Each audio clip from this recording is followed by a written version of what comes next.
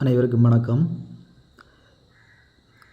எனது யூடியூப் சேனலினூடாக தொடர்ச்சியாக போட்டி பரீட்சைகளுக்குரிய நுண்ணறிவு வினாக்கள் மற்றும் பொதறிவு வினாக்கள் தொடர்ச்சியாக வெளிவந்து கொண்டிருக்கின்றன. எனவே எனது சேனலுக்கு புதிதாக வாரவர்கள் சப்ஸ்கிரைப் பண்ணிக்கொள்ளுங்கள். கூடவே பெல் ஐக்கன் வரும், அதையும் கிளிக் பண்ணி ஓல் எனும் ஆப்ஷனை கொடுத்துக் கொள்ளுங்கள். அப்போதுதான் நான் தொடர்ச்சியாக போடக்கூடிய வீடியோக்கள் உடனுக்குடன் உங்களை வந்து சேரும்.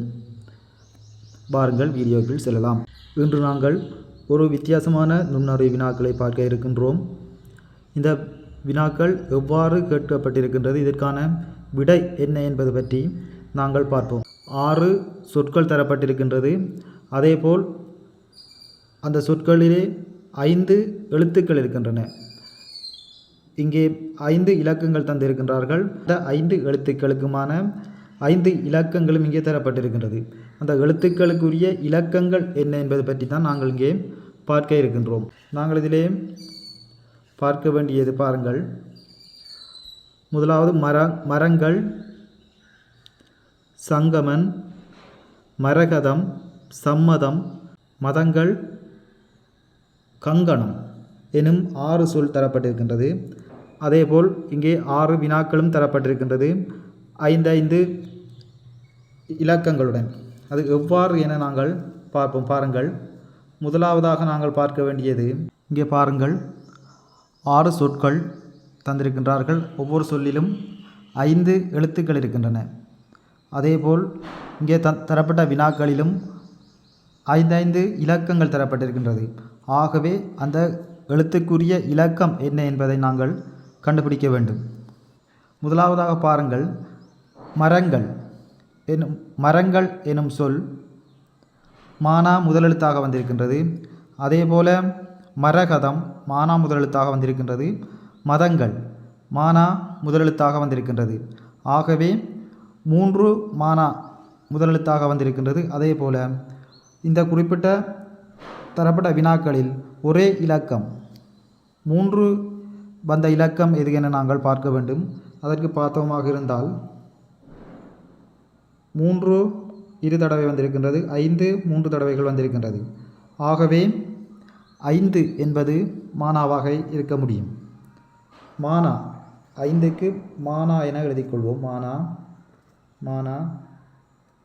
மானா என்பது மானா என்பது 5க்குரிய எழுத்து. அடுத்ததாக பாருங்கள், சானா, சங்கமன், சம்மதம்.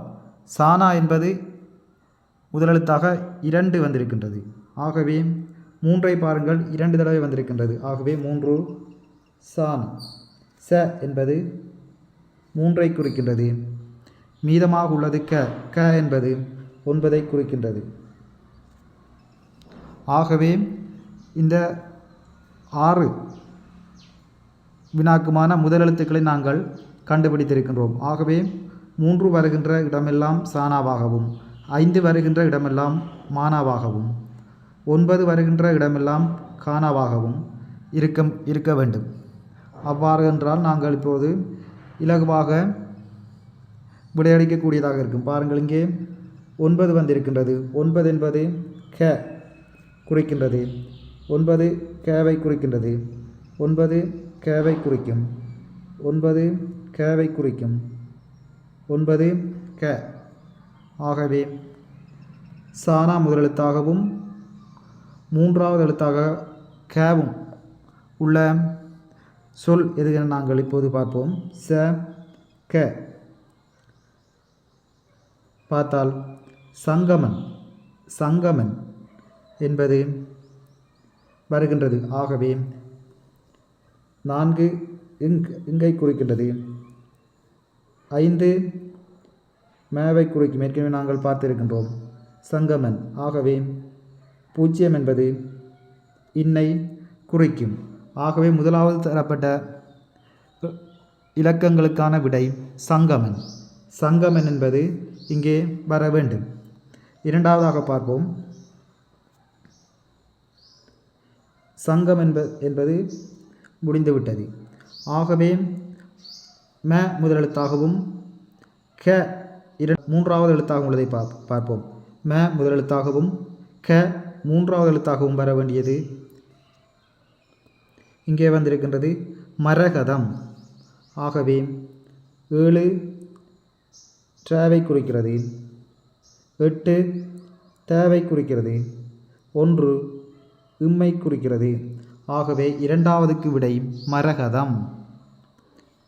ஆகவே இங்கே 8 மூன்றாவதை பாருங்கள், 5 மேவை குறிக்கிறது, 8 தேவை குறிக்கும், 4 இங்கை குறிக்கும்.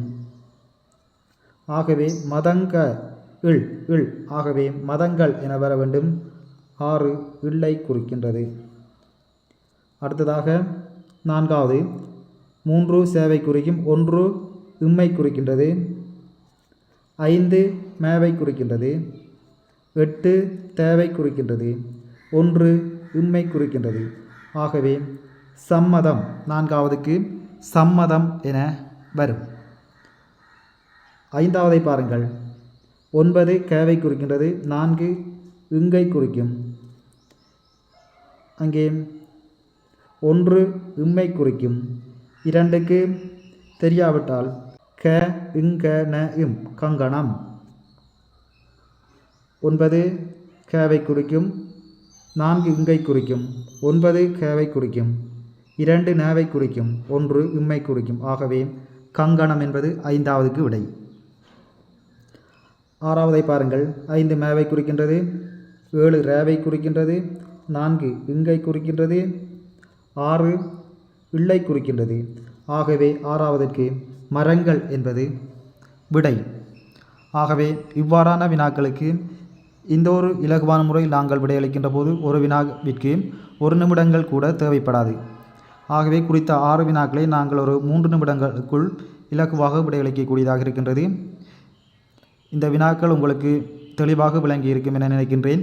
இதேபோன்று இன்னும் ஒரு காணொளியில் உங்களை சந்திக்கின்றேன். அனைவரிடமும் நன்றி கூறி விடைபெறுகின்றேன்.